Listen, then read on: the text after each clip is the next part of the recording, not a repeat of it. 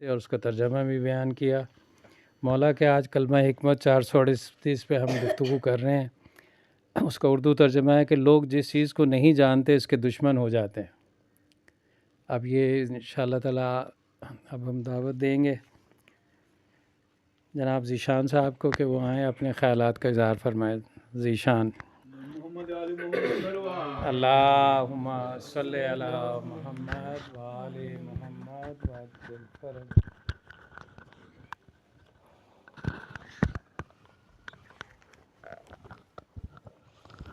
مولا کا کلمہ حکمت 438 جہالت۔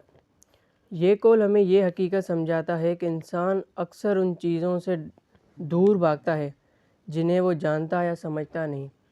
جب کسی چیز کا صحیح علم نہ ہو تو دل میں خود بخود ڈر، شک اور بدگمانی پیدا ہو جاتی ہے، اور یہی بدگمانی وقت کے ساتھ دشمنی میں بدل جاتی ہے۔ یہی وجہ ہے کہ جہالت انسان کو حقیقت دیکھنے نہیں دیتی اور وہ غلط فہمیاں پال لیتا ہے۔ علم انسان کے دل کو کھولتا ہے جبکہ جہالت اسے تنگ کر دیتی ہے۔ اسی لیے انسان جس چیز کی حقیقت سے ناواقف ہوتا ہے اسے غلط سمجھ کر اس کا مخالف بن جاتا ہے۔